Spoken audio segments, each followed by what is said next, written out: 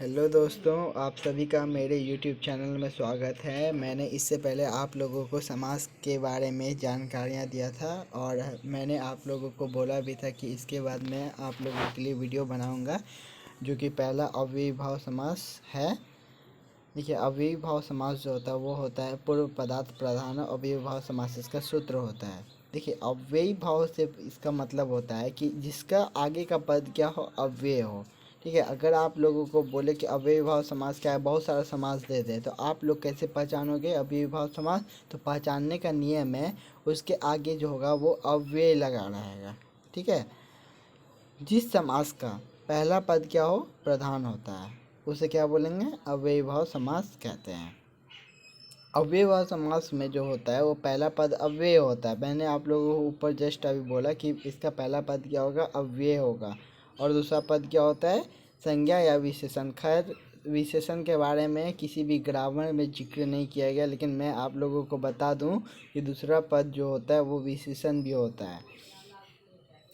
अव्ययीभाव समास को प्रायः नपुंसकलिंग एकवचन लिखा जाता है। जैसा कि आप लोग जानते हैं, किसी भी संस्कृत में किसी भी नाम को अगर नपुंसकलिंग बनाना है तो उसके लास्ट में मोहरन जोड़ा जाता है। जैसे उपरामम हो जाएगा, उपगंगम हो जाएगा। कहता है अंतिम पद में यदि दीर्घ स्वरांत रहता है तो वह हर्ष स्वरांत हो जाता है। जैसे उपनदी, उपवधु। देखिए, आप लोगों को पता है कि नौ दो में दीर्घिकार दी नदी होता है, लेकिन यहाँ पे देखिए उप नौ दो में हर्षिकार लगा हुआ है यहाँ, क्योंकि यहाँ पहले ही बोल दिया है यदि दीर्घ स्वरांत रहे। देखिए, दीर्घ स्वरांत कौन था? दो में दीर्घिकार था, इसलिए इसको किस में बदल देंगे? हर्ष स्वरांत में बदल देंगे। इसलिए इसमें हर्ष स्वरांत, इसमें भी हर्ष स्वरांत हो गया। कहता है पदांत ओ और औ को हर्षऊ आदेश होता है। देखिए, जहाँ लास्ट में पद में अगर ओ लगा रहे या औ लगा रहे तो वो हर्षऊ में बदल जाता है। जैसे उपगो, तो उपगो से गो ओ लगा हुआ है, यहाँ ओ से देखिए बदल दिए हैं, है ना। उसके बाद यहाँ भी देखिए औ लगा हुआ है, इसको भी बदल दिए हैं। ठीक है, आगे चलते हैं। लिखा है कुछ महत्वपूर्ण अव्यय।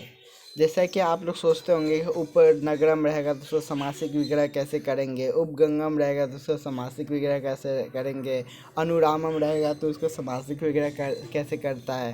तो देखिए, यहाँ पे मैंने इस सब के लिए एक नियम लिखा है। देखिए, अगर किसी भी पद के आगे उप लगा रहे, जैसे उपनगरम, तो उसको समासिक विग्रह करने का क्या नियम है? देखिए, लिखा है यदि समस्त पद के आरंभ में उप लगा रहे तो उप के बदले किसका प्रयोग किया जाता है? समीपम का प्रयोग किया जाता है, और संज्ञा पद को षष्ठी विभक्ति एकवचन में बदल दिया जाता है। जैसे देखिए, मैंने क्या लिखा है कि उप के बदले क्या करेंगे? समीपम का प्रयोग करेंगे। जैसे यहाँ देखिए उप है लगा हुआ, उपनगरम, तो उप के बदले क्या कर देंगे? समीपम कर देंगे। और जो इसका दूसरा पद होगा, ये जैसे नगरम है, नगरम को षष्ठी विभक्ति एकवचन में अगर जाएंगे तो नगरस्य हो जाएगा। तो क्या बन जाएगा इसका? नगरस्य समीपम। समासिक विग्रह क्या हो जाएगा? नगरस्य समीपम। उसी तरह इसको देखिए उपगंगम, तो उप के बदले क्या कर देंगे? समीपम का प्रयोग कर देंगे, और गंगम के बदले क्या कर देंगे? षष्ठी विभक्ति एकवचन क्या हो जाएगा? गंगाया हो जाएगा। अब देखिए दूसरा आता है अनु। देख, अनु का प्रयोग दो अर्थ के लिए किया जाता है। पहला तो योग्यम के लिए किया जाता है, दूसरा पश्चात के लिए किया जाता है। दोनों अर्थों में इसका प्रयोग किया जाता है। पहला देखिए कैसे कैसे इसका यूज करते हैं। पहला लिखा है यदि समस्त पद में अनु के बाद यदि संज्ञा लगे, ठीक है, तो अनु के बदले में पश्चात का प्रयोग किया जाता है तथा संज्ञा पद को षष्ठी विभक्ति एकवचन में बदल दिया जाता है। जैसे यहाँ देखिए अनु दो अर्थ में, मैंने आपको बोला कि दो अर्थ में इसका यूज होता है। पहला तो क्या है? योग्यम के अर्थ में, दूसरा पश्चात के अर्थ में। ठीक है, तो कहाँ योग्यम करेंगे, कहाँ पश्चात? तो यहाँ देखिए अगर नु के बाद अगर संज्ञा आ जाए, ठीक है, अनु के बाद यदि संज्ञा आ जाए तो वहाँ पे पश्चात का प्रयोग करते हैं। ठीक है, जैसे यहाँ देखिए अनुरामम, तो अनु के बदले क्या कर देंगे हम? राम क्या है? यहाँ पे संज्ञा है, तो अनु के बदले क्या कर देंगे? पश्चात कर देंगे। और अनु का हो गया पश्चात, और रामम का क्या कर देंगे? षष्ठी विभक्ति एक वचन में इसको बदल देंगे। तो क्या हो जाएगा? रामस्य पश्चात, यानी राम के पीछे। ठीक है, आगे चलिए। दूसरा जो नियम है बोलता है यदि समस्त पद में अनु के बाद विशेषण लगा रहा है। पहला क्या था, पहला वाला में मैंने आपको बताया कि संज्ञा होनी चाहिए और दूसरे में क्या होनी चाहिए, विशेषण होने चाहिए। अगर अनु के बाद यदि विशेषण लगा रहे तो अनु के बदले किसका यूज किया जाता है, योग्यम का प्रयोग किया जाता है। और विशेषण पद को क्या किया जाता है, षष्ठी विभक्ति एकवचन में बदल दिया जाता है। जैसे यहाँ है अनुरूपम, देखिए रूप जो है यहाँ पे रूप संज्ञा नहीं है, ये विशेषण है। तो अनु के बदले क्या कर देंगे, अनु के बदले मैंने योग्यम का यूज कर दिया है। और रूपम का जो होगा, रूपम का क्या हो जाएगा, षष्ठी विभक्ति एकवचन हो जाएगा रूपस्य। तो क्या हो जाएगा, रूपस्य योग्यम, यानी रूप के योग्य। जैसे इसी प्रकार यहाँ पे मैंने एक उदाहरण दिया अनु दानम, तो अनु के बदले क्या हो जाएगा, योग्यम। और दानम का क्या हो जाएगा, दानस्य। षष्ठी विभक्ति एकवचन क्या हो जाएगा, दान का, दानस्य। आगे चलिए, तीसरा फिर है नीर। लिखा है नीर का जो प्रयोग होता है वो अभाव के अर्थ में होता है, ठीक है ना। नीर का प्रयोग अभाव के अर्थ में होता है। यदि समस्त पद में यदि नीर लगा रहे तो नीर के बदले अभाव का प्रयोग किया जाता है और द्वितीय पद को षष्ठी विभक्ति बहुवचन में बदला जाता है। जैसे यहाँ देखिए निर्जनम, इसमें क्या है, नीर लगा हुआ है, इसमें उपसर्ग क्या है, नीर लगा हुआ है। अब देखिए नीर के बदले मैंने क्या बोला था, नीर के बदले अभाव का प्रयोग करते हैं। देखिए नीर के बदले मैंने क्या कर दिया, अभाव लिख दिया। और जो दूसरा पद होता है, दूसरा पद क्या है इसमें, जन, जन मतलब लोग होता है, ठीक है। तो दूसरा पद है जन, तो उसका षष्ठी विभक्ति बहुवचन आप देखिएगा तो जना नाम हो जाएगा। तो क्या हो जाएगा, जना नाम अभाव, मतलब लोगों का अभाव। दूसरा है निर्धनम, देखिए नीर लगा हुआ है तो नीर के बदले मैंने क्या यूज किया है, अभाव का यूज किया। और धनम का बहुवचन जाइएगा आप, षष्ठी विभक्ति बहुवचन, तो क्या हो जाएगा, धनानाम, तो धनों का अभाव। आगे है यथा। लिखा है यदि समस्त पद में यथा लगा रहे तो यथा के बदले अंतिक्रम्य का प्रयोग किया जाता है, ठीक है। अगर समस्त पद में क्या रहे, यथा लगा रहेगा तो यथा के बदले अंतिक्रम्य का प्रयोग किया जाता है। और द्वितीय पद को जो है द्वितीय विभक्ति एकवचन में बदल दिया जाता है, जैसे यथा विधि, ठीक है। तो यथा के बदले मैंने क्या लिखा था, अंतिक्रम्य, तो इसके लिए क्या यूज कर देंगे, अंतिक्रम्य यूज कर देंगे। और दूसरे पद को क्या करना है, दूसरे पद को द्वितीय विभक्ति एक वचन, तो द्वितीय विभक्ति क्या हो जाएगा आपका, विधिम हो जाएगा। एक वचन में क्या हो जाएगा, विधिम। आगे देखिए यथामति, ठीक है। तो यथा के बदले क्या कर देंगे, अंतिक्रम्य का यूज कर देंगे। और मति का क्या हो जाएगा, द्वितीय विभक्ति एक वचन क्या हो जाएगा, मतिम हो जाएगा, तो मतलब मति के अनुसार।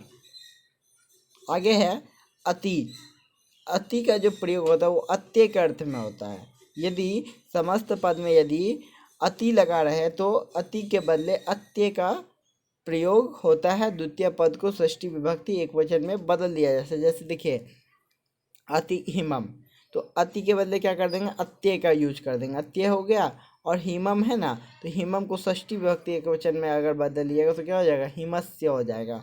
तो क्या हो जाएगा, बर्फ का नाश। इसका अर्थ क्या हो गया हिंदी में, बर्फ का नाश। आगे है अति कष्टम, तो अति के बदले क्या कर देंगे, अत्य कर देंगे। और कष्टम का षष्ठी विभक्ति एक वचन क्या हो जाएगा, कष्टस्य, मतलब कष्ट का नाश। आगे है प्रति, तो प्रति का प्रयोग इति के अर्थ में होता है, ठीक है ना। प्रति का प्रयोग किसके अर्थ में होता है, इति का अर्थ में होता है। बोलता है यदि समस्त पद में प्रति लगा रहे तो प्रति के बदले इति का प्रयोग किया जाता है तथा द्वितीय पद को द्वितीय विभक्ति एक वचन में बदलकर 2 बार लिखते हैं तथा प्रति के बदले इति का प्रयोग किया जाता है। जैसे यहाँ देखिए प्रतिवर्षम, आगे क्या लगा हुआ, प्रति के बदले क्या कर देंगे, इति लगा देंगे, ठीक है। प्रति के बदले इति लग गया। और दूसरे पद को 2 बार, देखिए यहाँ द्वितीय विभक्ति एक वचन में बदल के, तो वर्षम का द्वितीय विभक्ति एक वचन क्या होगा, वर्षम हो जाएगा। उसको 2 बार लिखेंगे तो वर्षम वर्षम इति, मतलब साल साल या हर साल भी आप बोल सकते हैं, ठीक है। आगे है प्रतिदिनम, तो प्रति के बदले क्या हो गया, इति लग गया। और देखिए दिनम को क्या कर देंगे, दिनम दिनम इति, तो द्वितीय विभक्ति एक वचन क्या हो जाएगा, दिनम दिनम इति, तो क्या हो गया, दिनम दिनम इति, यानी रोज रोज या हर रोज, ठीक है।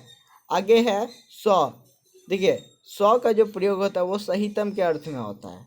यदि समस्त पद में 100 लगा रहे तो सहितम का प्रयोग किया जाता है तथा द्वितीय पद को तृतीय विभक्ति, ठीक है। द्वितीय पद को जो है तो वो तृतीय विभक्ति एक वचन में बदल दिया जाता है। जैसे सौ चक्रम, देखिए तो सौ के बदले क्या कर देंगे, सहितम का प्रयोग कर देंगे, सहितम हो गया। और इसको चक्रम, चक्रम मतलब चक्र होता है या पहिया भी बोल सकते हैं आप, तो चक्र को क्या कर देंगे, तृतीय विभक्ति एक वचन में अगर बदलिएगा तो क्या हो जाएगा, चक्रेन हो जाएगा। क्या हो गया, चक्रेन सहिता, मतलब चक्र के साथ। सौमित्रम, तो सौ के बदले क्या यूज करेंगे, सहितम।